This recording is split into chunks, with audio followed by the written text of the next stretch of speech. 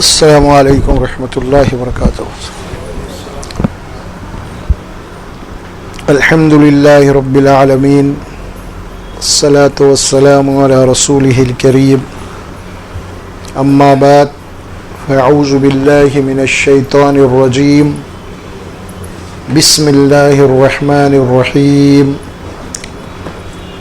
الف لام میم، ذلك الكتاب لا ريب فيه هدى للمتقين الذين يؤمنون بالغيب ويقيمون الصلاة ومما رزقناهم ينفقون والذين يؤمنون بما أنزل إليك وما أنزل من قبلك وبالآخرة هم يوقنون أولئك على هدى من ربهم وأولئك هم المفلحون إن الذين كفروا سواء عليهم أأنذرتهم أم لم تنذرهم لا يؤمنون ختم الله على قلوبهم وعلى سمعهم وعلى أبصارهم غشاوة ولهم عذاب عظیم۔ صدق اللہ العظیم۔ قرآن مجید کا پہلا پارہ ہے، سورۃ البقرہ کے پہلے رکوع کے آیات مبارکہ ہے جو پڑھی گئی ہے۔ گزشتہ درس میں ہدی للمتقین تک اس کے تشریح و مطالب بیان کیے گئے تھے۔ اس کے بعد والی جو آیت ہے انشاءاللہ تبارک و تعالیٰ بتوفیق الہی اس کے مطالب بیان کرنے کی کوشش کریں گے۔ سورہ فاتحہ ہم پڑھے سب سے پہلے، جس میں پوری کی پوری ایک دعا تھی اللہ تبارک و تعالیٰ سے، اور اس میں ہم نے اللہ سبحانہ و تعالیٰ سے یہ دعا کی تھی کہ جو ہے اللہ ہمیں سیدھا راستہ بتا، ہدایت دے، اہدنا الصراط المستقیم۔ تو اللہ تبارک و تعالیٰ نے اس کے جواب میں پورا قرآن ہمیں عطا کیا۔ تم نے جو سیدھا راستہ مانگا تھا، اب ہم تمہیں سیدھا راستہ بتا رہے ہیں۔ اب یہاں سے جملہ پوری قرآن جو ہے وہ ہدایت کا راستہ ہے، اور اس میں سب کچھ بتلایا گیا ہے کہ ہدایت کے اصول کیا ہیں اور گمراہی سے بچنے کے طور و طریقے کیا ہیں۔ بالراز میں بتائے گئے ہیں، انبیاء اکرام کی زندگیوں کو بھی اس کے اندر بتایا گیا ہے، اور انبیاء اکرام کے سچے متبعین جو ہے ان کے بھی زندگیوں کو بتایا گیا ہے اس میں، اور غیر المغضوب علیہم ولا الضالین کی پوری عملی تشریح قرآن میں بتائی گئی ہے۔ وہ کون سے امتیں تھے جو اللہ کے غضب کے مستحق ہو گئے اور ہلاک اور برباد تباہ کر دیے گئے، اور وہ کون سے امتیں تھیں جس میں گمراہ ہو گئے، وہ اس کی تفصیل جو ہے نا بہت ہی کھل کے قرآن نے بتائی ہے۔ شروع اللہ کے نام سے جو رحمان اور رحیم، الف لام میم، یہ الف لام میم ہے، حروف مقطعات ہے۔ ذالک الکتاب لا ریب فیہ، یہ وہ کتاب ہے جس میں کوئی شک اور شبہ نہیں ہے۔ اس کی تشریح پوری ہو چکی تھی گزشتہ۔ ہدی للمتقین، اس کتاب میں ہدایت ہے، رہنمائی ہے متقیوں کے لیے، یعنی جو اللہ کی نافرمانی سے بچنا چاہتے ہیں۔ قرآن پڑھنے کے بعد اللہ کی نافرمانی سے جو بچنا چاہتے ہیں ان کے لیے ہدایت ہے۔ قرآن پڑھ کے اس کو بند کر دیں گے، پھر اپنی منمانی کرتے رہیں گے، تو اللہ فرماتے ہیں ان کو ہدایت نہیں ملنے والی ہے قرآن سے۔ یہ اللہ کا فیصلہ ہے۔ یہ نہیں فرمایا کہ صرف ہدی للناس نہیں فرمایا، یہاں پہ قرآن کی ترتیب، قرآن کو ہدی للناس کہا گیا، تمام انسانوں کے لیے ہدایت ہے، ہر انسان کے لیے ہدایت اور رہنمائی ہے۔ لیکن انسانوں میں سے وہ لوگ جو اللہ کی کتاب پڑھ کے اس کے اوپر عمل کرنا چاہتے ہیں ان کو متقی کہا گیا، اور انہی کے لیے ہدایت ہے قرآن میں، اس کے علاوہ نہیں۔ اسی لیے آپ دیکھیں گے کہ قرآن مجید صرف ترجمہ نہیں یا صرف نازلہ کا طور پہ پڑھ لینا، ثواب کے لیے پڑھ لینا، برکت کے لیے پڑھ لینا، اور قرآن سے ہدایت کی کوئی غرض و غایت ہے ہی نہیں آج۔ تلاوت قرآن کا جو مقصد ہے وہ بالکلیہ طور پہ جو ہے نا کالعدم کر دیا گیا ہے اس کو، اور قرآن کو ایک ثواب کی کتاب بنا دیا گیا ہے، قرآن کو ایک برکت کی کتاب بنا دیا گیا ہے، اور قرآن کو جناب علی مرحومین کے ثواب پہنچانے کا ذریعہ بنا دیا گیا ہے، اور جبکہ قرآن زندوں کی ہدایت ان کی رہنمائی کے لیے نازل کی گئی تھی۔ اس بات کو پورے تفصیل کے ساتھ گزشتہ نشست میں بات بیان کی گئی۔ ہدی للمتقین، اب اللہ تبارک و تعالیٰ ہدی للمتقین، یہ ہدایت ہے متقیوں کے لیے، تب وہ متقیوں کی علامت کیا ہے، ان کی پہچان کیا ہے، اس کو یہاں پہ اللہ بتا رہے ہیں۔ وہ کون لوگ ہیں جو جانے پہچانے جائیں گے کہ متقی کون ہے، اللہ خود بتائیں، اس کی کچھ علامات ہیں وہ، اور قرآن کے اوپر ایمان رکھنے والے، قرآن سے ہدایت حاصل کرنے والوں کی کچھ جان اور پہچان کیا وہ بتائی گئی ہے۔ ان کے سب سے پہلی بات جو بتائی گئی ہے متقیوں کی صفات میں، الذین یؤمنون بالغیب، یہ متقی وہ لوگ ہیں، قرآن کے اوپر ایمان رکھنے والے وہ لوگ ہیں، قرآن سے ہدایت حاصل کرنے والے وہ لوگ ہیں جو غیب کے اوپر ایمان رکھتے ہیں۔ پہلا کنڈیشن ہے قرآن کا ہدایت کے لیے، غیب کے اوپر جو باتیں بتائی گئی ہیں قرآن مجید میں، یا اللہ کے نبی صلی اللہ علیہ وسلم نے جو باتیں بتائی ہیں، وہ غیبی امور جتنے بھی ہیں، مثال کے طور پہ آپ دیکھیں جنت ہے، دوزخ ہے، فرشتے، بہت ساری ایسی چیزیں ہیں جس کے اوپر غیب کے اوپر ایمان ہے۔ اور پھر یہ زندگی دنیا کی جو دی گئی امتحان کے لیے آپ کو ہر چیز کو جناب غیب میں رکھنا پڑے گا، چھپا کے، اس کے بعد ہی امتحان ہوگا۔ اگر سامنے رکھ دی تو امتحان کا سوال ہی نہیں پیدا ہوتا۔ اسی لیے فرمایا کہ الذین یؤمنون بالغیب، غیب کے اوپر ایمان۔ تو غیب کے اوپر ایمان کے معنی کیا ہے؟ غیب کے اوپر یقین، یہ یقین ہونا ہے آپ کو، تو قرآن سے ہدایت مل سکتی ہے۔ اگر یقین نہیں ہے، اور یقین بھی کون سا یقین چاہیے؟ شک والا یقین نہیں، جس کو اللہ سورہ حجرات میں فرماتے ہیں انما المؤمنون الذین آمنوا باللہ ورسولہ ثم لم یرتابوا، حقیقی مومن وہ ہیں جو اللہ اور آخرت کے اوپر ایمان رکھنے لانے کے بعد پھر شک نہیں کرتے، اس میں شک نہیں ہے۔ اب قرآن اللہ کا کلام ہونے کے سلسلے میں کوئی شک نہیں، جو اوپر آئی بات لا ریب فیہ، اس میں کوئی شک و شبہ نہیں ہے۔ انبیاء کرام کی بعثت، جتنے بھی انبیاء نازل بھیجے گئے ان کے اوپر کوئی شک و شبہات نہیں ہے، یقین اللہ کی طرف سے بھیجے گئے نبی ہیں، اور جو باتیں انہوں نے کہی اس کے اندر کوئی شک و شبہات نہیں، قرآن جو باتیں بتایا اس کے اندر کوئی شک و شبہات نہیں۔ تو فرمایا کہ سب سے پہلی بات جو بتائی گئی ہے الذین یؤمنون بالغیب، غیب کے اوپر ایمان۔ یہ غیب کے اوپر ایمان سب سے پہلے حیات بعد الموت کی زندگی کے متعلق ہے۔ ہم جو پڑھ کے ہیں سورہ فاتحہ میں مالک یوم الدین، اللہ انصاف کے دن کا، قیامت والے دن، جزا کے دن کا وہ مالک ہے، اس دن فیصلے ہونے والے ہیں اور انسانوں کو ان کے اپنے اعمال کے بھرپور بدلہ دیا جائے گا، تو اس کے اوپر یقین ہونا چاہیے۔ اللہ نے اس آنے والے دن کو غیب میں رکھا ہے، غیب میں رکھا ہے، مالک یوم الدین، اسی کے اوپر ایمان کی بات کہی جا رہی ہے۔ یؤمنون بالغیب، غیب کے اوپر ایمان۔ قرآن میں یہ بات ایک سے زائد مقامات میں فرمائی گئی ہے کہ قرآن مجید کی تعلیمات سے نصیحت یا عبرت وہی لوگ حاصل کر سکتے ہیں جو غیب کے اوپر ایمان رکھتے ہیں۔ ایک آیت میں آپ کے سامنے پڑھ دیتا ہوں، سورہ یاسین کی ہے، انما تنذر من اتبع الذکر وخشی الرحمن بالغیب۔ اللہ فرماتے ہیں نبی کو مخاطب کیا جا رہا ہے، اے نبی صلی اللہ علیہ وسلم، آپ اپنی نصیحت ان کو کر سکتے ہیں جو رحمان سے بغیر دیکھے کے ڈرتے ہیں۔ انما تنذر من اتبع الذکر، ذکر سے مراد قرآن ہے۔ اس قرآن مجید سے ان لوگوں کو نصیحت کی جا سکتی ہے، وہ لوگ قرآن کی نصیحت کو قبول کر سکتے ہیں کہ کون لوگ؟ من اتبع الذکر وخشی الرحمن بالغیب، غیب۔ اگر غیب کے اوپر یقین نہیں ہے تو قرآن مجید کی باتیں بھی ان کے لیے ظاہر ہے کہ بے سود بے فائدہ نظر آئیں گی۔ اسی لیے شرط لگائی گئی ہے ایمان بالغیب کی سب سے پہلے، اور جب تک یہ نہ ہو کوئی نصیحت بھی کام نہیں آ سکتی۔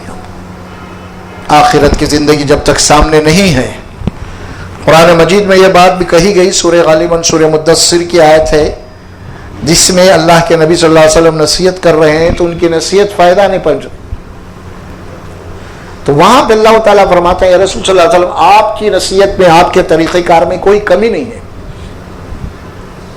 آپ جس انداز میں بات پہنچا رہے ہیں اس کے اندر آپ کے اندر کوئی کمی نہیں ہے، تو پھر یہ نصیحت کیوں نہیں حاصل کر رہے ہیں یا آپ کی باتوں کا اثر کیوں نہیں ہو رہا؟ تو اللہ تعالیٰ خود اس کا ریزن بتاتے کلا بل لا یخافون الآخرہ، ہرگز ایسا نہیں ہے نبی، آپ کے طریقے میں کوئی کمی نہیں ہے، حقیقت یہ ہے کہ آپ کی نصیحت ان کو فائدہ اسی لیے نہیں پہنچا رہی ہے کہ آخرت کی زندگی سے بے خوف ہو چکے ہیں۔ آخرت کی زندگی سے بے خوف کون آتا ہے؟ جس کو یقین نہیں ہے، جس کو غیب کے اوپر یقین نہیں ہے۔ دیکھیے ایک بات یہ بھی ہے کہ غیب کے اوپر یقین کرنا، ایک سائنسی اصول ہے ہمارے پاس، سائنس کی اصول کیا ہے؟ سائنس ہمیشہ مادے سے بحث کرتی ہے نا، اور سائنس کی یہ تھیوری ہے کہ جب تک کوئی چیز اس کی گرفت میں نہیں آتی اس کے اوپر سائنس نہیں مانتی اس کو، جب تک اس کی گرفت نہیں آتی کوئی چیز اس کو جب تک وہ نہیں مانتی۔ اب چونکہ موت کے بعد کی زندگی کا معاملہ ہے یہ، اسی لیے بات کہی جاتی ہے کہ بھئی کون دیکھا، یہ بات سائنس کے خلاف ہے۔ حالانکہ اب غور کر کے دیکھیں گے کہ اللہ تبارک و تعالیٰ نے انسان کی جیسی فطرت بنایا ہے اس کو دعوت بھی اسی طرح دیا ہے۔ قرآن کا جو انداز ہے فطری ہے، وہ غیر فطری نہیں ہے۔ آپ کی جو فطرت ہے اسی کے مطابق قرآن کی تعلیمات ہے، اسی کے مطابق آپ کو نصیحت اور دعوت دی گئی ہے۔ نہیں، غیب کے اوپر ایمان رکھنا یا غیب کے اوپر یقین کرنا یہ غیر فطری بات نہیں ہے اور غیر سائنٹیفک بات بھی نہیں ہے۔ اگر آپ تھوڑا سا غور کر لیں اس کے اوپر تو ہر آدمی غیب کی بات کے اوپر ماننا اس مجبور ہے انہیں۔ دیکھیے آپ جا کے علاج کرتے ہیں، آپ کو ڈاکٹر کچھ بات کہہ جاتے ہیں، آپ کو کینسر ہو گیا تو بھائی آپ ڈاکٹر کی بات پہ کیوں یقین کر رہے ہیں؟ آپ خود ریسرچ کریں کیا؟ آپ خود ڈاکٹر بنے کیا؟ بھائی ڈاکٹر کہہ دیا نہیں ایسا ہو گیا ختم، آپ اس کے بعد پرہیز کرنا شروع کر دیے تو کیا مطلب ہوا؟ فطری بات ہے، فطری بات ہے یہ۔ مثال کے طور پہ آپ ٹیلی فون آ گیا آپ کے پاس اور فون یہ بات ہوئی کہ بھائی آپ کے لڑکے کا جناب ایکسیڈنٹ ہو گیا، بچہ جو ہے آن دا اسپاٹ مر گیا ہے۔ اگر آپ گھر کی فون اٹھایا تو آپ کی حالت کیا ہوں گی؟ اس وقت کیا حالت ہوئی گی؟ کیوں ایسی حالت کیوں بن گئی آپ کی؟ اگر آپ یہ کہہ رہے ہیں کہ سائنسی اصول یہ کہ میں جاؤں گا اسپاٹ میں میرے بچے کو دیکھوں گا میں کہ واقعی میں ایکسیڈنٹ ہوا یا نہیں، تو تب میں روؤں گا، میں تب میرے آنسو نکلنا چاہیے۔ ہو سکتا ہے کہ رانگ نمبر بھی لگا ہو سکتا ہے رانگ نمبر بھی بات ہوں گی، لیکن اگر کوئی یہ کہتے کہ نہیں بھائی رانگ نمبر ہو سکتا ہے بولے تو یقین نہیں کرتے، آپ کی تھرتھری پیدا ہو جاتی ہے، آپ کے آنکھ سے نکل جاتی ہے، کیفیت ہی آپ کی پوری چینج ہو جاتی ہے۔ تو یہ سائنس کیا کہہ رہی ہے؟ آپ کیا کوئی سائنس یہ کہہ سکتا کہ آپ دیکھیں ہی نہیں کیوں رو رہے ہیں بھائی؟ ہے نا؟ اور پھر یہ ایسی بات ہے کہ دیکھیے ایک مثال کے طور پہ ایک چھوٹا بچہ بھی اگر آپ کو آ کے خبر دے دے، زیادہ نہیں بھائی، ایک 10-12 سال کا بچہ کھیلنے گیا تھا بھائی، ارے بھائی ہم آ رہے تھے جا رہے تھے یا بچہ میرے کھیل رہا تھا اور وہ بچہ فلاں گاڑی کے نیچے آ گیا آپ کا، آ کے بولتے تو والدین بھاگیں گے وہاں پہ، یہ نہیں بولتے ارے معمولی بچہ ہے اس کو دخل ہی نہیں ہے نا اس کی بات پہ یقین کرتے، یہ بھی نہیں بول سکتے آپ، کیونکہ فطرت ہے انسان کی، غیب ابھی دیکھنے میں یہ چیز کو، یہ فطرت ہے۔ اللہ فرماتے ہیں جس طرح ہم نے تمہاری فطرت بنائی ہے نا اسی طرح ہم تم کو دعوت دے رہے ہیں، اسی طرح تم کو نصیحت کر رہے ہیں۔ تو غیب کے اوپر ایمان رکھنا، غیب کی باتوں میں یقین کرنا یہ کوئی جناب عالی غیر فطری بات نہیں ہے۔ اور پھر سب سے بڑی لاجک یہ ہے کہ جب ہمارا بنانے والا یہ بات کہہ رہا ہے، خاص بات تو یہ ہے، تو اس میں شک کی کون سی بات ہو سکتی ہے؟ اور پھر اللہ اپنی بات کو پہنچانے کے لیے انسانوں کے اندر سے ایسے انسانوں کا انتخاب کرتا ہے جو انسانیت کے ٹاپ لیول پہ لوگ ہوتے ہیں، جن کے متعلق جناب جھوٹ بولنا تصور بھی نہیں کیا جا سکتا، جھوٹ بولنا تصور بھی نہیں کیا جا سکتا کہ ایسے لوگوں کا انتخاب کرتا اللہ اپنے پیغام کے لیے۔ ایک تو اس کا پیغام ہے اور پیغام پہنچانے والی ایسی شخصیت ہے کہ جھوٹ بولنا یا جھوٹ کے اوپر تصور بھی نہیں کر سکتے آپ، ایسی شخصیتوں کا اللہ انتخاب کرتا ہے جو معصوم انل خطا ہوتے ہیں۔ تو اس کے اندر مزید ایک اضافہ ہو گیا یقین کے اوپر یقین کرنے کے لیے، کوئی ایسا آدمی نہیں کہہ رہا بات، وہ آدمی کہہ رہا ہے کہ جس کے اوپر جھوٹ کا گمان بھی نہیں ہو سکتا۔ تو بہرحال یہاں پہ یؤمنون بالغیب میں یہ بات واضح طور پہ ہے کہ غیب کے اوپر یقین تو جا کے جب اصلاح ہو سکتی ہے ہماری، نہیں تو نہیں، کیونکہ قرآن جو ہے یہ تذکیری کلام ہے، یہ نصیحت عبرت، قرآن کوئی جنرل نالج کی کتاب نہیں ہے، کچھ آپ معلومات جمع کر لیں وقت کے اوپر، پھر اس کو آپ تقریر کریں، واز بیان شروع کر دیں. یہ نہیں ہے قرآن. قرآن کا ہر صفحے کے اوپر آپ کو تذکیر ہے. اسی لیے اس کو کہا گیا کہ ذکرہ، یعنی یاد دہانی، بار بار یاد دہانی کرے گی آپ کو، ہر جگہ آپ کو یاد دلائے گی، ہر اینگل سے آپ کو یاد دلاتے رہے گی کہ آپ کی موت کے بعد کی زندگی ہے، آپ کا حساب و کتاب ہے، آپ کو یاد دلاتے رہیں گے قرآن ہمیشہ. تذکیر القرآن کے معنی یہی ہے. اصل میں قرآن کو پڑھنے کا جو انداز ہے وہ اپنے تذکیر کے لیے پڑھنا، اپنی نصیحت کے لیے پڑھنا، ہدایت کے لیے پڑھنا ہے. قرآن کو اگر کوئی آدمی یہ پڑھ رہا کہ مفتی بنا ہوا ہے صرف فتوے دینے کے لیے اگر پڑھ رہا قرآن، تو ہدایت نہیں ملتی اس کو. فتوے تو دے دے گا انہیں، ہدایت نہیں ملتی، اس کی زندگی ہدایت سے خالی نہیں. قرآن کو اسی لیے پڑھ رہا ہے کہ جناب علی بحث مباحثے کے سامنے والے کو میں منہ بند کروں گا، ہرا دوں گا، وہ تو حاصل ہو سکتا ہے اسے، لیکن اس کو ہدایت نہیں مل سکتی. بہت ساری باتیں اس سلسلے. اسی لیے قرآن سے ہدایت کے لیے، ہدی للمتقین بننے کے لیے آپ کو غیب کے اوپر یقین اور غیب کے اوپر ایمان، اور قرآن کا جو انداز ہے، قرآن کا جو غرض و غایت ہے وہ تذکیر ہے. قرآن میں کہتے ہیں نا کتاب انزلناہ الیک مبارک لیدبروا آیاتہ ولیتذکر اولو الالباب. ہم ایک بابرکت تمہاری طرف کتاب بھیجے ہیں. یہ سورہ سواد میں اللہ فرماتے ہیں لیدبروا آیاتہ، تاکہ اس کی ایک ایک آیت کے اوپر تم غور و فکر کرتے ہوئے تلاوت کرو. وَلِيَتَذَكَّرَ أُولُو الْأَلْبَابِ، اور جو عقل والے ہیں وہی قرآن مجید سے نصیحت حاصل کر سکتے ہیں، جن کو عقل ہے. بار بار دنیا میں عقل استعمال کرتے ہیں ہر جگہ. اگر وہ قرآن پہ بھی عقل استعمال کر لیں تو انشاءاللہ یہاں پہ بھی سب سے زیادہ فائدہ وہ لوگ اٹھائیں گے جو زیادہ عقل استعمال کریں اللہ کی کتاب پہ. تو غیب کیا ہے؟ وہ چیزیں جو انسان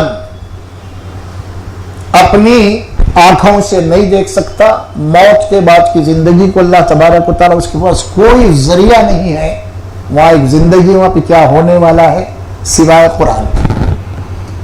سوائے قرآن کے جو نبی کے ذریعے سے باتیں بتائی گئی ہے، کوئی اور اس کے پاس سورسز نہیں ہے موت کے بعد کی زندگی میں کیا ہونے والا ہے. وہ صرف قرآن ہے جو ہدایت کے لیے اللہ تبارک و تعالیٰ نے نازل کیا ہے. الذین یؤمنون بالغیب، غیب کے اوپر ایمان. اچھا، اب جو غیب کے اوپر ایمان رکھتا ہے، یقین رکھتا ہے، متقی کی علامت کیا ہو گئی؟ غیب کے اوپر ایمان رکھ رہا انہیں، غیب کے اوپر یقین کر رہا ہے. اور جو غیب کے اوپر یقین کر رہا ہے اس کی پہچان کیا ہے؟ ہونا نا کچھ وہ ہے وہ یقیمون الصلاۃ. اب یہ نماز قائم کرتا ہے اللہ کی عبادت کے لیے، اللہ کی پرستش کے لیے نماز قائم کرتا ہے.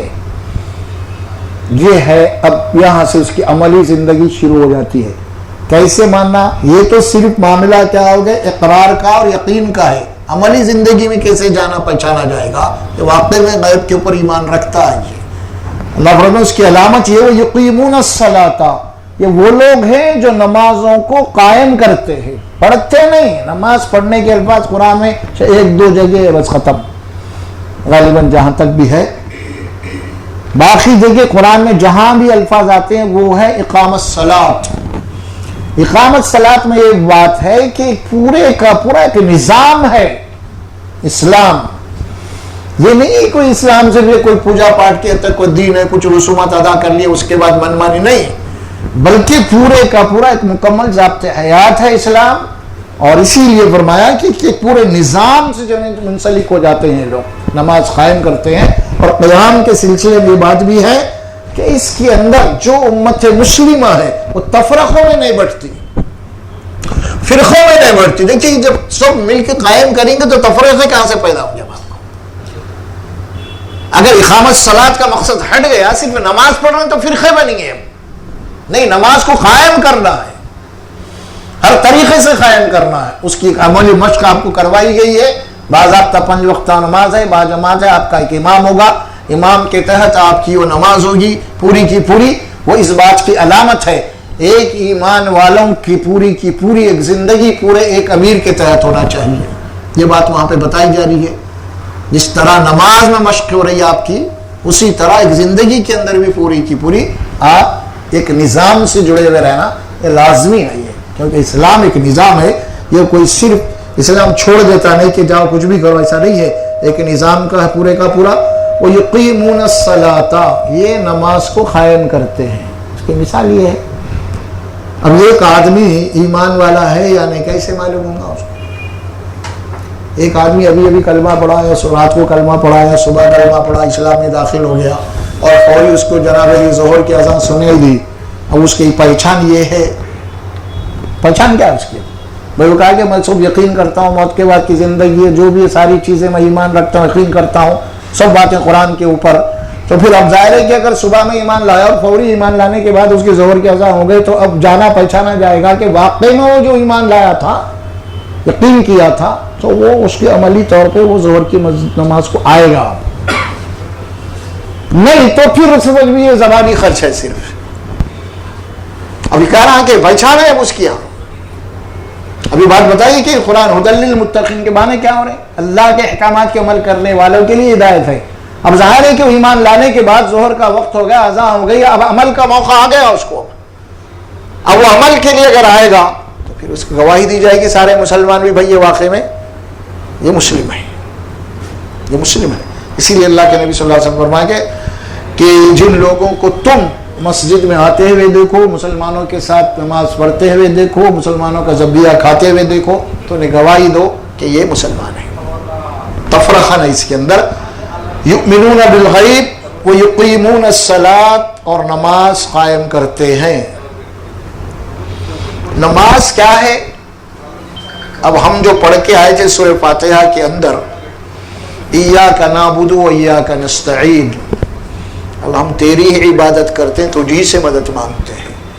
تو یہ نماز میں سورہ فاتحہ ہم جب پڑھتے ہیں تو نماز دراصل مشق بندگی، 5 مرتبے بندہ مشق کر رہا ہے اپنی عبدیت کی، اپنی غلامی کی، اور اپنا تعلق اپنے رب سے ہونے کی، یہ مشق کر رہا ہوں 5 مرتبے، دن میں 5 مرتبے نماز پڑھتا ہے، تو یہ جب بھی جتنی صورتوں میں جتنی رکعتوں ایاک نعبد و ایاک نستعین پڑھتا ہے تو کیا معنی ہے؟ یہ سادے معنی نہیں ہے، یہ مشق کر رہا ہے کہ اے اللہ میں تیرا بندہ ہوں، تیری عبادت کرتا ہوں، اور میں تیرا محتاج ہوں، اور میں تجھی سے مدد مانگتا ہوں، یہ بار بار کہہ رہا ہے نماز میں۔ تو یہ نماز کیا؟ مشق بندگی ہے، مشق بندگی ہے۔ ہمارے مول صاحب تھے، مول صاحب بڑے، انہوں نے کہا کرتے تھے اکثر، کلمہ لا الہ الا اللہ اقرار بندگی ہے، محمد الرسول اللہ نمونہ بندگی ہے، اور نماز مشق بندگی ہے، اور جنت جزائے بندگی ہے۔ بڑی پیاری بات تھی۔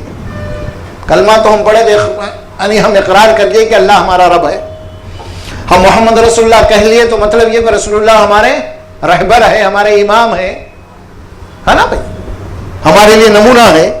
اب نماز پڑھنے جا رہے ہیں، اب آپ تو نماز مشق بندگی ہے، بندگی کی مشق کرنے جا رہا ہوں بار بار میں، صرف بندگی نہیں ہے، بندگی ہے تو آدمی دیکھیے اب دوسرے جتنے بھی مذاہب ہیں، جتنے مذاہب آپ کو ملیں گے، ہر مذہب میں ویکلی عبادت ہوتی ہے تقریباً، چاہے وہ آپ انسیاں کو لے لو، چاہے ہندوؤں کو لے لو، چاہے کہیں بھی تقریباً ویکلی عبادت ہوتی ہے، لوگ ہفتے میں 1 مرتبہ جمع ہوتے ہیں۔ لیکن اسلام وہ واحد دین ہے جو دن میں 5 مرتبہ جناب علی مسجد میں جاتے ہیں۔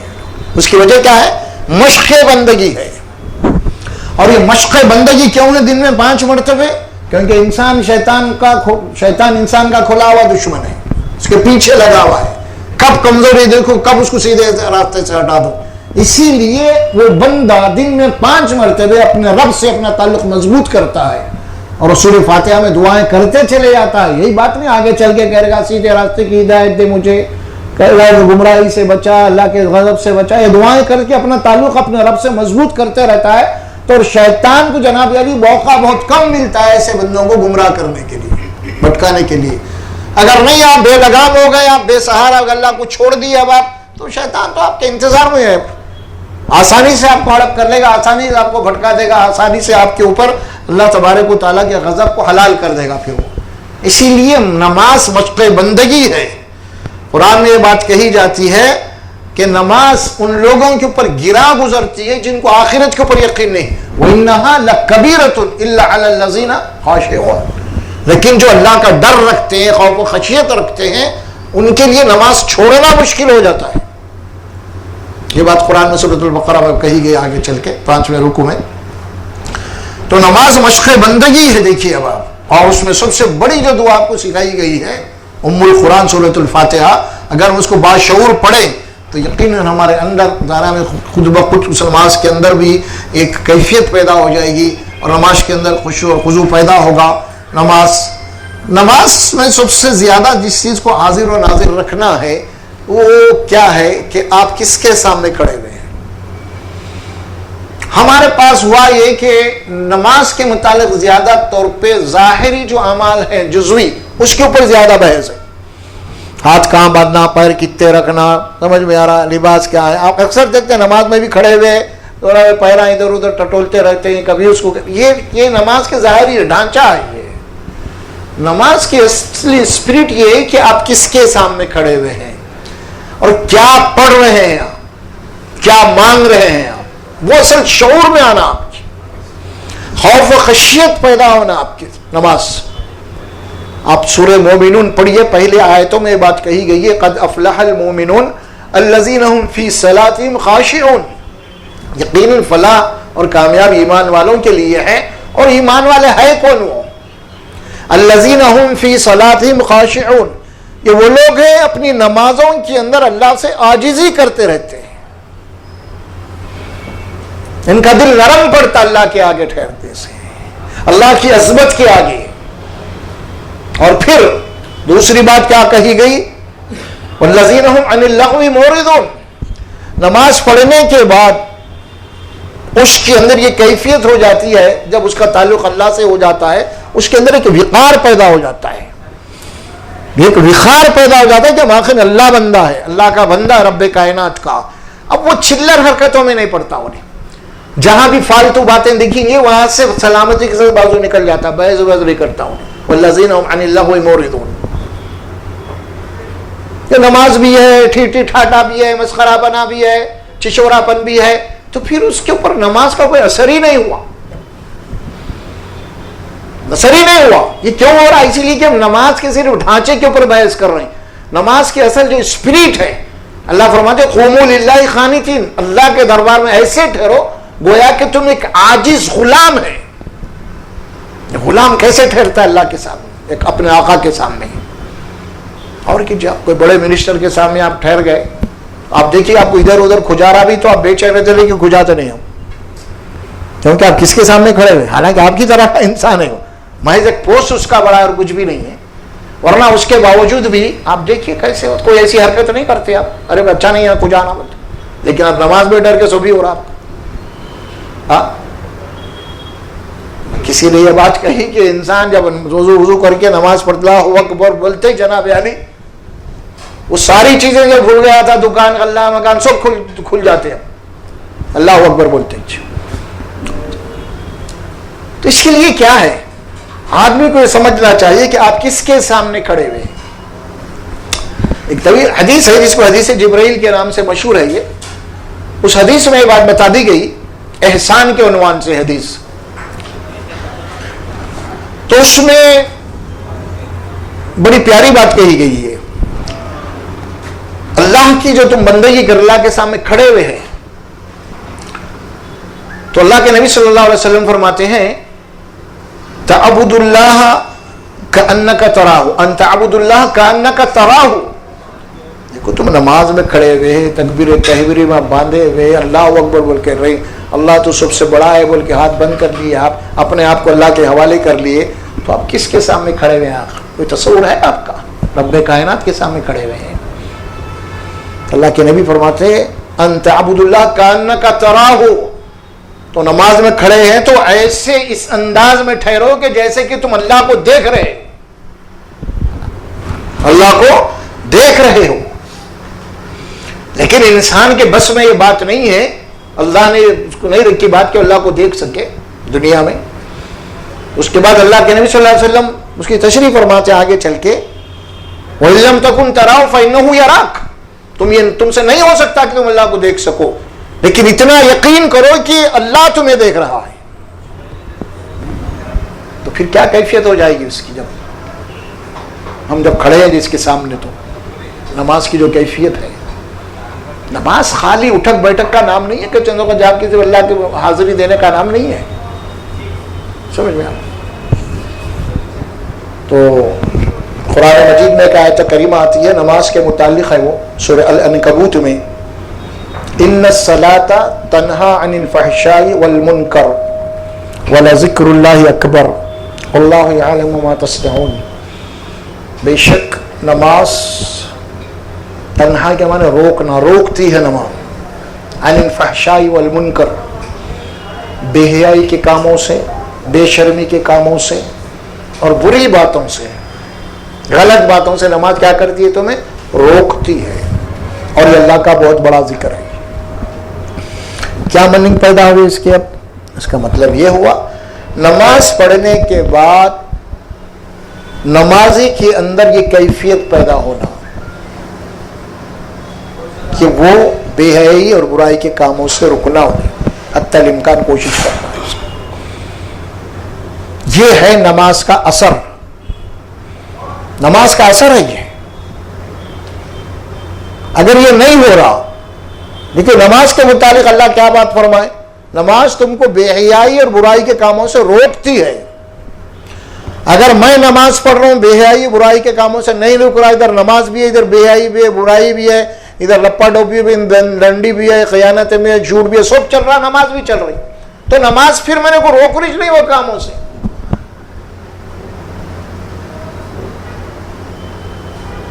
آپ سوچئے ذرا، نماز کے متعلق جب یہ بات اللہ نے کھول کے بیان کی ہے، جو نماز مجھے دنیا میں بے حیائی اور برائی کے کاموں سے نہیں روک رہی، میں دیکھ رہا ہوں، تو پھر یہ نماز سے یہ امید نہیں کی جا سکتی کہ آخرت میں مجھے جہنم کے عذاب سے بھی بچا لیں گے. کیونکہ میں دیکھ رہا ہوں اس کا اثر کیا ہو رہا. اس کا اثر، نماز کا اثر میں خود دیکھ رہا ہوں کہ میرے اوپر ہو رہا ہی نہیں. یہاں نہیں ہو رہا، روز نماز پڑھ رہا ہوں 5 وقت، پھر وہ لپا ڈپی ہے. تو یہ نماز مجھے یہاں پہ نہیں بچا رہی، تو پھر یہ نماز مجھے آخرت میں اللہ کے عذاب سے کیسے بچائے گی؟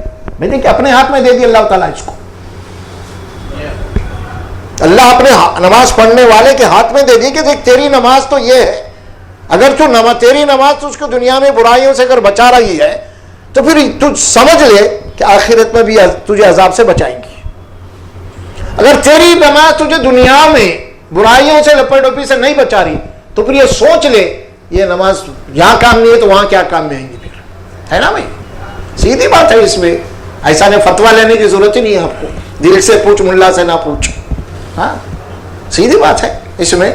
تو یہ بات اللہ سبحانہ و تعالیٰ، دیکھیے نماز، اللہ کے نبی صلی اللہ علیہ وسلم فرماتے ہیں کہ حشر کے میدان میں کچھ ایسے بھی بندے آئیں گے جن کو اللہ تبارک و تعالیٰ نماز جو ہے، جس طرح پرانا کپڑا پھینک دیا جاتا ہے اسی طرح نماز کو ان کے منہ پہ مار دیا جائے گا. تیری نماز کیا ہے؟ خالی اٹھک بیٹھک تھی. اس سے زیادہ تو لوگ جناب عالی اٹھک بیٹھک کر کے جم جا کے اس سے زیادہ ٹائم دے رہے ہیں جم میں، جناب عالی ذرا باڈی بنا کے آ رہے ہیں. پھر تم کیا کر رہے ہیں یہاں پہ؟ کیا حاصل ہو رہا تم کو نماز سے؟ کچھ بھی نہیں.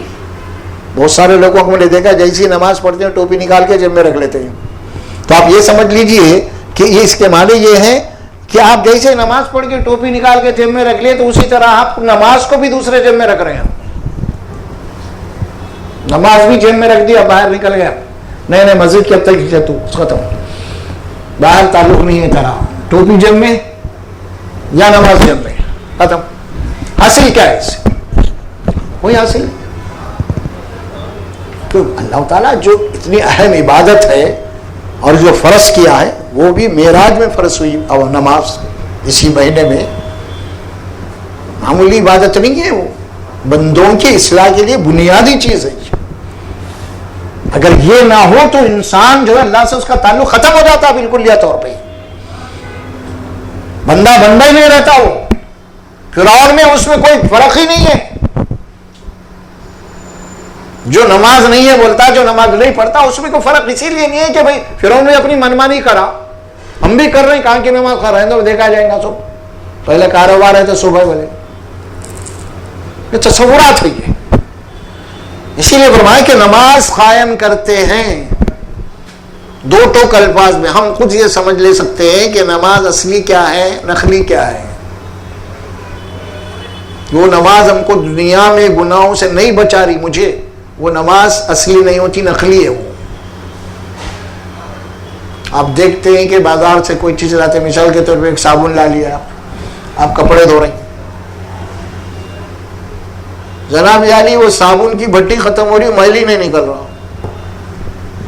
ہاں میل ویسی صابن ختم ہو گیا تو کیا مت کیا بولتے رہے، کون سی دکان سے لا رہے ہیں، نقلی صابن کہاں سے اڑا کے لا رہے بولتے بچے، انہیں بولتے نہیں بولتے کیا یہ نقلی صابن ہے. یہ پہچان لیا آپ اس کو، کام نہیں کرے، وہ گندگی کو نہیں نکالا وہ صابن، آپ کے داغ دبوں کو نہیں نکالا وہ صابن، تو کیا بولیں گے آپ اس کو؟ بولے وہ دکان سے ہی تو لانا آپ. لیکن دوسرا صابن آپ لائے، زیادہ تھوڑا سا آپ لگائے، پانی میں دیکھا فوری کے لیے دھبے نکل گیا، ہاں یہ اس کی صابن ہے. ہاں وہ نماز پڑھنے کے بعد آپ کو چھوٹے اور بڑے گناہوں سے روک رہی ہے، ہاں یہ اصلی نماز ہے. یہ ہم خود تجزیہ کر سکتے ہیں اس میں ہماری نماز اصلی ہے یا نقلی ہے آسانی کے ساتھ. اسی لیے تو نماز فرض ہے، اخلاقی تربیت کے لیے نماز فرض ہے. جتنی عبادتیں ہم پہ فرض کی گئی ہیں وہ ہماری اخلاقی تربیت کے لیے، چاہے وہ نماز ہو، چاہے روزہ ہو، چاہے وہ حج ہو، چاہے وہ زکوٰۃ ہو. نماز فرض کی گئی ہے آپ کے اوپر، اخلاق کی تربیت ہے. یہ ساری ایک معاشرہ ہے وہاں پہ، ایک باجماعت آپ رہ رہے ہو، تربیت. روزہ ہے بھوک پیوت کا احساس ہونا دوسروں کا، اسی لیے روزہ ہے. آپ جا رہے ہیں نا حج کرنے کے لیے، پورے دنیا کے انسان سب ایک ہی ہے، ایک دوسرے کے بھائی ہیں. وہاں پہ اجتماعیت کی آپ کو بات بتا دی گئی ہے. تو یہ ساری عبادات جو ہیں وہ اخلاقی تربیت کے لیے ہے. اگر ساری عبادتیں کرنے کے بعد ہماری اخلاقی تربیت نہیں ہو رہی تو آپ سمجھ لیجیے یہ ساری عبادتیں بے جان ہیں، کوئی اس میں نہیں ہے، کوئی کام میں آنے والے نہیں ہے آخرت میں. ہم اگر سے کہ ہم کو شیطان مطمئن کر دیا میں تو روز نماز پڑھ رہا ہوں، حج کر کے آؤں، یہ کر کے آؤں، لیکن اگر میری اخلاقی تربیت نہیں ہو رہی عبادات کے ذریعے سے تو پھر دیکھیے نماز نہ اللہ کو ضرورت ہے، روزے نہ اللہ کو ضرورت ہے، نہ حج اللہ کو ضرورت ہے، تو پھر کر کیوں رہے آخر؟ یہ ضرورت کسے؟ مجھے ہے. مجھے کیوں ہے؟ میری اخلاقی تربیت کے لیے ہے. جب میری اخلاقی تربیت ہی نہیں ہو رہی اس سے تو پھر کچھ بھی نہیں، خالی فضائل کی چکر ہے یہ. اور فضائل کی چکر اللہ کے پاس نہیں چلتی جب تک کہ آپ کی اخلاق کی تربیت نہ ہو.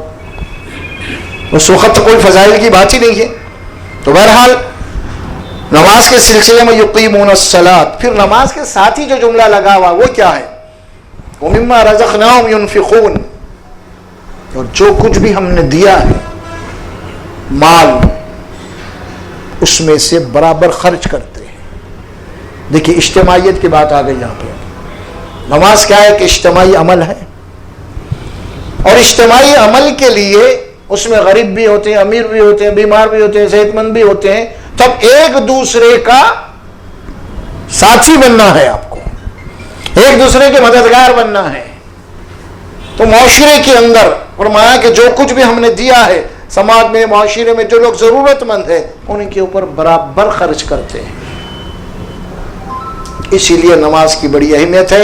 اسی لیے ہم کوئی بات کہی جاتی ہے کندھے سے کندھا لگا کے ٹھہرو کا مطلب یہی ہے کہ آپ ایک دوسرے کے سپورٹر بنو، ایک دوسرے کے دست و بازو بنو. اسی لیے حدیث میں بات آتی ہے، اللہ کے نبی فرماتے ہیں کہ مومن دوسرے مومن کا جو تعلق ہے، ایک مومن کو فرمائے کہ دیوار ہے، ایک اینٹ دوسری اینٹ سے جڑی ہوئی ہے، مضبوط ہے. ایک اینٹ اگر دیوار میں سے ہل گئی تو کچھ دن کے بعد دوسری اینٹ ہلنا شروع ہو جاتی ہے. اسی لیے نماز کو کندھے سے کندھا لگانے کے معنی یہی ہے. سمجھ میں آ رہا؟ کندھے دو طرح کے ہوتے ہیں. ایک کندھا تو جنازے کا لیا کے ڈال کے آنے کا ہے. ایک کندھا وہ ہے کہ زندے کو زندگی دینا ہے. ہم مردوں کو کندھا دینے کے قائل ہیں لیکن زندوں کو کندھا دینے کے قائل نہیں ہیں. یہی وجہ امت پوری تباہ ہے. خوشحال ہے تو خوشحال ہے، انہیں دولت میں انہیں کھا رہا تو کھا رہا، باقی کیا ہو رہا معاشرے کے اندر، کون کتنا پریشان ہے، کون کتنا غریب ہے، خود رشتہ داروں کے اندر آپس میں کوئی ان کو تعلق ہی نہیں ہے اس کا. تو ایسا حالات معاشرہ بگڑ جائے گا، اس کے بعد عدم توازن پیدا ہو جائے گا. پھر اس کے بعد نفرتیں دشمنیاں تب بننا شروع ہو جائیں گی آپس میں. سمجھ میں آ رہا؟ ارے بھائی اس کو اللہ دیا تو آپ اس کی مدد کریں گے تو آپ کا کل آپ کے برے وقت آئیں گے تو انہیں آپ کے کام میں آئے گا. لیکن اگر آپ کے برے وقت آ گئے اللہ اس کو نواز دیا تو وہ کتے کو ڈال کے آپ کو نہیں ڈالیں گا. وہ بدماش ہے بولے نہیں دیا ہم کو, اس کے اندر سے ایک ریئیکشن پیدا ہوگا وہ.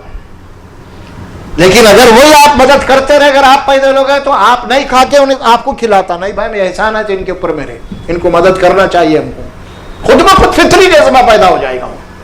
قرآن یہی تو کہتا ہے نا معاشرے کے اندر, وہی ہے نماز کا مقصد پورے کا اصل. بھائی کیا فرمایا, وَيُقِيمُونَ الصَّلَاةَ وَمِمَّا رَزَقْنَاهُمْ يُنْفِقُونَ, جو کچھ بھی ہم نے دیا ہے اس میں سے خرچ کرتے ہیں.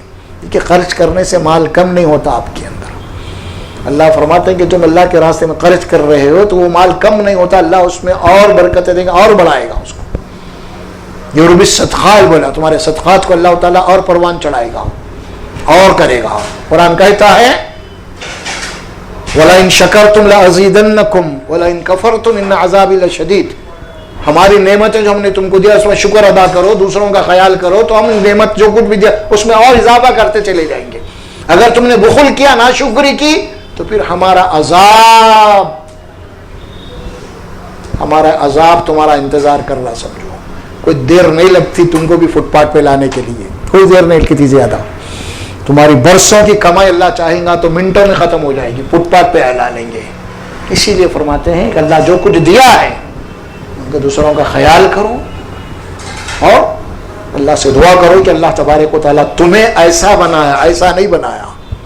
اللہ کا شکر ادا کرو. کوئی آدمی آپ سے مانگ رہا ہے تو آپ کو پہلے تو اللہ کا شکر ادا کرنا چاہیے. اللہ تیرا احسان ہے, تو مجھے دینے والا بنایا, مانگنے والا نہیں بنایا. سمجھے آپ, یہ کنڈیشن میں آپ کو اللہ رکھا ہے. دیکھیے وہ بھی اللہ کا بندہ, یہ بھی اللہ کا بندہ ہے, دونوں بھی ہے. اگر حالت پلٹ گئے تو کیا ہوگا؟ پھر آپ جب مانگیں گے اس کے بعد حالت کیا ہو جائیں گے آپ. تو اس کو سمجھنا چاہیے. انسان نہیں سمجھتا اس کو, مال کے غرور میں سمجھتا میرے پاس ہے, صرف میرے بیوی بچے بس ختم, باقی کچھ بھی نہیں ہے, سب عیش کرو کھاؤ اڑاؤ برخاست. یہ چکر ہے, یہ نہیں ہے. یہ اللہ قرآن میں فرماتے ہیں اس سلسلے میں کہ والکاظمین الغیظ والعافین عن الناس الذین ينفقون فی السراء والضراء والکاظمین الغیظ. یہ وہ لوگ ہیں جنت میں جانے والے لوگ جو اگر حالات ان کے تنگ بھی ہے تو اس میں سے بھی برابر خرچ کرتے ہیں, خیال کرتے ہیں دوسروں کا. خوشحال ہے تو اس حساب سے کرتے ہیں, اگر تنگ حال ہے تو بھی اس میں سے کچھ کرتے ہیں برابر. یہ مومن کی پہچان ہے. یہ اور کیجئے, دنیا میں دو قسم کے لوگ ہوتے ہیں. کچھ ایسے لوگ ہوتے ہیں کہ دے کے خوش ہوتے ہیں, کچھ لوگ ایسے لوگ ہیں کہ جو لوگ دیتے بھی نہیں اور جب لوگوں کو دیکھتے دینے والوں سے تو ان کو تکلیف ہوتی, حالانکہ دے رہے بھی نہیں ہو مگر سامنے والا دے رہا تو ان کو بڑا یہ ہے. ایسے بھی ہیں لوگ. اور حقیقت واقعہ یہی ہے کہ جو ہے قرآن میں بھی بات ہے, اللہ کے نبی صلی اللہ علیہ وسلم نے بات فرمائی ہے.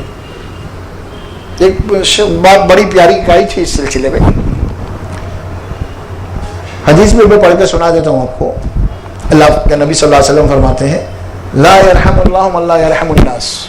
مشہور حدیث ہے جو پڑھی جاتی ہے. اس کا مطلب یہ ہے کہ اللہ ان لوگوں پہ رحم کرتا ہے جو دوسرے لوگ بندوں پہ رحم کرتے ہیں. جو لوگ دوسرے بندوں پہ رحم نہیں کرتے اللہ ان پہ رحم نہیں کرتا. تو مطلب کہ آپ رحم نہیں کر رہے ہیں, آپ کے دل میں اس کے تعلق سے کوئی تڑپ نہیں ہے, کوئی آپ کو تکلیف نہیں ہو رہی, انہیں پریشان کن حال ہے.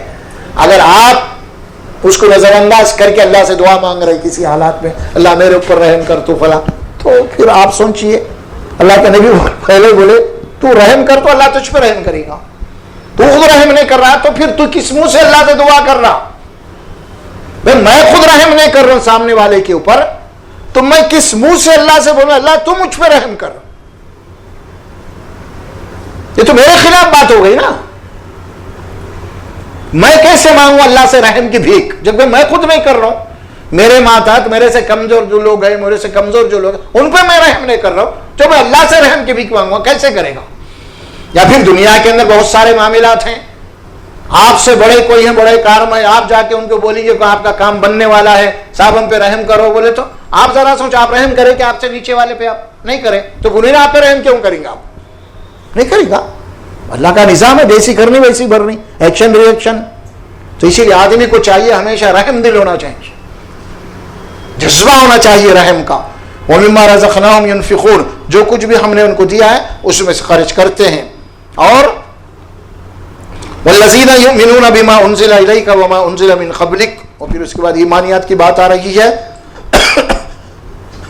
یہ وہ لوگ ہیں جو اے رسول صلی اللہ علیہ وسلم جو کتاب آپ کے اوپر نازل کی گئی یعنی قرآن، اس کے اوپر ایمان رکھتے ہیں۔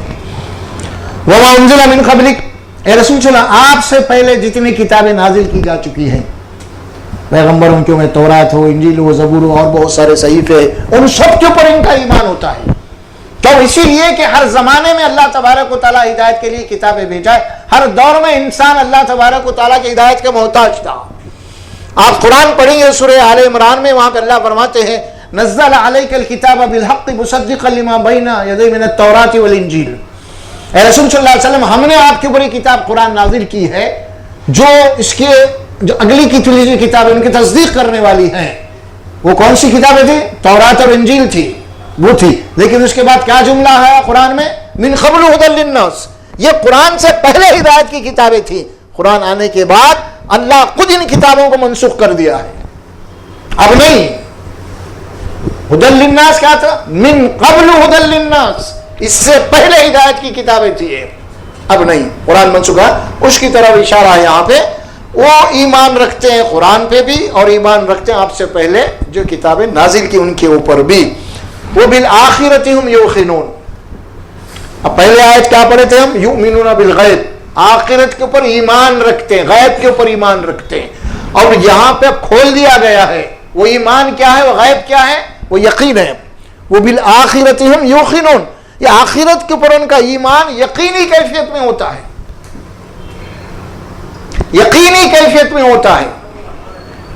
اولئک علی ھدی من ربہم، اور جو اوپر جو علامات جو نشانیاں بتائے گئے ان لوگوں کے جن میں یہ ساری چیزیں ہیں جو اوپر ذکر ہوا ہے، تو اللہ فرماتے ہیں اب اللہ خود گواہی دے رہا، سند دے رہا کہ یہ اپنے رب کی طرف سے ہدایت پہ ہے۔